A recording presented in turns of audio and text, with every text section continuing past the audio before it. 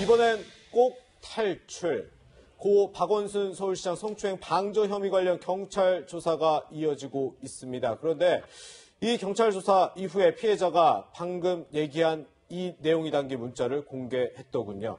무슨 얘기인지 저희가 먼저 영상으로 준비를 해봤습니다.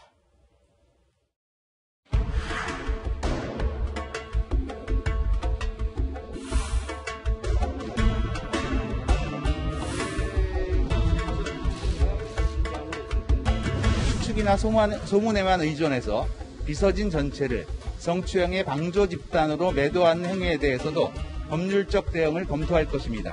피해자의 전보 요청을 거부했다는 주장에 대해서는 어떻게 생각을 하십니까?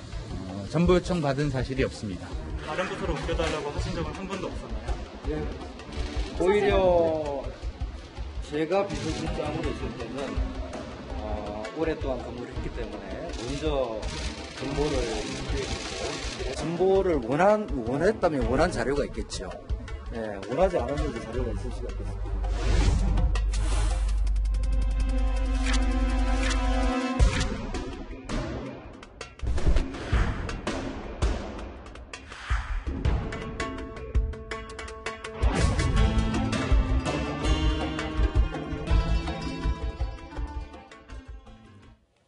네, 지금 이 시간부터는 김성환 시사평론가 이수희 변호사와 함께 관련된 내용 자세히 이야기 나눠보겠습니다. 네, 조금 전 영상으로 보신 것처럼 이 박원순 전 서울시장 사건 지금 계속 경찰 수사 이어지고 있고 인권위의 이 직권 조사 역시도 계속 진행이 되고 있는데 먼저 김성환 평론가님, 이 비서실장 두 사람이 최근에 경찰에 출석해 조사를 받았어요. 그런데 경찰 조사를 받은 뒤에는 이 사건 관련해서 피해 사실을 전달받은 적도 없고 또 부서 이동 요청도 받은 적 없다. 일제히 반격에 나섰더라고요. 지금 그 피해 여성의 경우에는 네, 피해자의 네. 경우에는 4년 동안 다른 곳으로 보내달라고 요구를 했는데 네. 묵살을 당했다 이렇게 주장을 해왔었거든요. 네. 근데 이번에 공개된 내용을 보면 4년 동안 주장을 해왔는지 여부는 확인할 수는 없으나 네. 어찌됐든 뭔가의 다른 부서로 인사 이동을 해달라고 요청했던 사실은 확인이 됐던 겁니다. 아, 예. 근데 지금 이제 전직 비서실장 2명이 거론되지 않습니까? 네.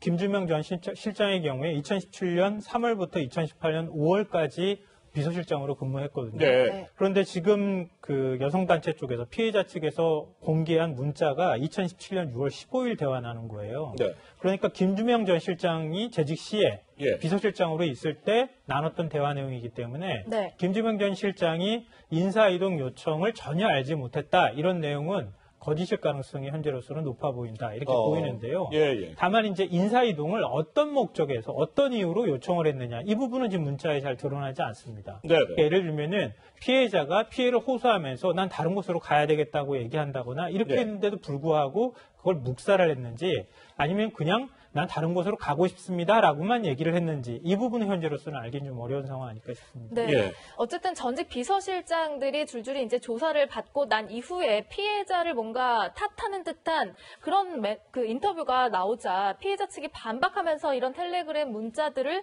공개한 겁니다. 이수희 변호사님, 일단은 인사 이동을 좀 요청하는 듯한 말이 있었던 것이 정황들이 어쨌든 문자 메시지로 나오고 특히나 이번에는 꼭 탈출하길 바란다 이런 표현도 있었잖아요. 그러니까 이번에 꼭 탈출하길 바란다 그것이 2019년 6월 28일자 문자라고 합니다. 이거는 네. 5급 사무관인 상사에게 피해 여성이 주고받은 대화 문자예요. 네. 그러니까 탈출이라는 표현을 쓴다는 거는 그만큼 피해 여성이 이 비서실에서 다른 곳으로 이전되기를 바랬다. 그리고 굉장히 그걸 간곡하게 호소했다라는 거를 엿볼 수가 있는 거죠. 탈출이라는 말을 잘 쓰지는 않죠. 그냥 이전하기를 바란다. 다른 곳으로 뜻대로 되길 바란다인 거지. 탈출이라는 저 표현이 저는 상징하는 바가 굉장히 크다고 보입니다. 지금 김주명 전 그 비서실장이라든가 오성규 전 비서실장의 경우에는 들은 바가 전혀 없다는 취지예요. 근데 이런 얘기는 좀 법적인 의미에서 판단을 한다면 지금 이 그 관련된 사람들의 경우에 피의 고발인들의 경우에는 이게 애초에 시작이 된 거는 유튜브에서 유튜브 관계자들이 고발을 해서 이 수사가 시작이 된 건데 방조예요, 방조. 그러니까 업무상 위력에 의한 강제 추행에 대한 방조범으로 네 사람을 고발을 했거든요. 근데 방조라는 것은 알고도 묵인하거나 알고 그 범죄 정황을 유리하게 해주는 것이 방조인 거예요. 네. 그러면은 그 비서실장들이 단시 박원순 시장이 피해 여성에게 추행을 한다라는 사실을 알면서도 피해 여성이 내가 다른 곳으로 부서를 옮기길 바란다는 그걸 알면서도 막았을 때 그거는 방조가 성립이 되는 거죠. 네. 그래서 이 피고발인데 이 비서실장들은 아마 지금 법적인 방어 방법으로는 나는 추행이 있는지는 몰랐다. 예. 그냥 그 정도가 아닐까 싶어요. 지금 말하는 들은 바가 없다는 내용이 정보를 다른 곳으로 물론 오성규 전 비서실장의 경우에는 옮겨달라고 이전해달라는 말을 들은 바도 없다라고 전면 부인을 하기는 했지만 예. 이것이 경찰에서의 진술은 또 어땠을지 알 수는 없습니다만은 저는 이 피고발인들의 주요 그 주장은 나는 몰랐다인 것 같습니다. 그렇군요.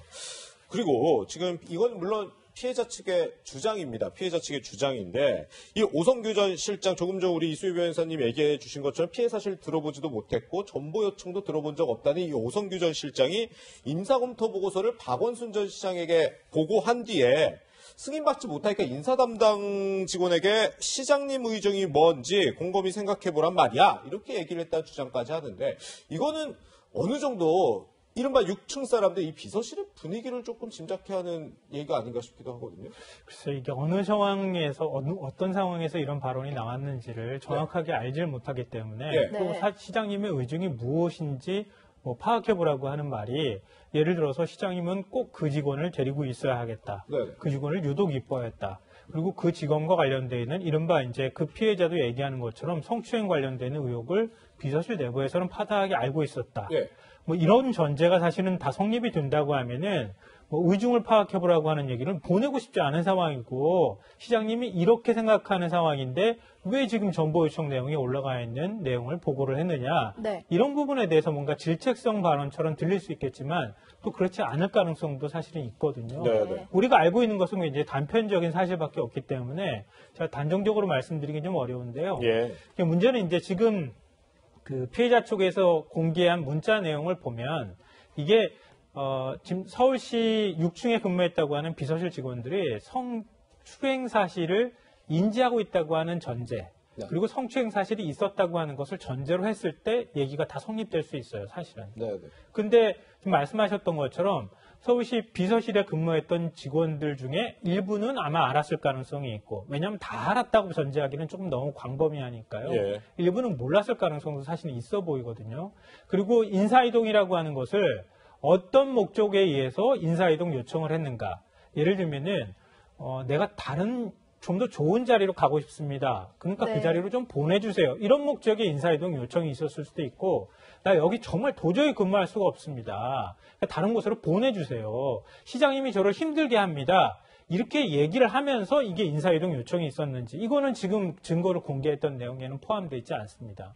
그러니까 그 부분을 우리가 단정하기 어려워서 이건 이런 상황이기 때문에 이렇게 한 것입니다라고 말씀드리기가 대단히 조심스럽다는 말씀을 드립니다. 물론 공개된 메시지 자체가 워낙 일부분이고 전체 맥락을 파악하려면 좀 더 시간이 필요하다 이런 지적도 있습니다만은 변호사님 앞으로의 수사 과정에서 그렇다면 어떤 점들이 좀 중점적으로 밝혀져야지만 알 수 있을까요? 지금 이제 공개한 텔레그램 문자는 일부인 거고 말씀하신 대로 아마 그 피해자 측에서 변호인 도움을 받고 있기 때문에 본인들에게 필요한 그 증거 자료들은 다 제출이 됐을 거라고 보여요. 다만 그 전략상 상대방들이 이런 사건의 경우에는 피해자들이 거짓말을 할 처음에는 부인 취지로 거짓말을 할 가능성이 높기 때문에 아주 중요한 자료들은 두고 있다가 그것을 반박하는 용도로 쓰는 경우들도 많습니다. 그래서 그 경찰의 그 모든 유리한 자료가 제출됐을지는 지금으로는 확인하기 어려운데 저는 그 탈출이라든가 이런 주고받은 텔레그램 문자에서의 그 표현들이 분명히 피해자가 뭔가 고통받고 있었고 비서실에서의 이동을 상당히 원하고 있었다. 그러면 본인들 말대로 그리고 분위기상 봤을 때 시장이 특히 이 2018년 11월 2일자 그 오성규 비서실장이 만들었다고 하는 이 비서실 인사검토 보고서에서 네. 유독 피해자만 지금 박원순 시장이 그 피해자 정보만 지금 불승인을 했다고 알려져 있거든요. 네.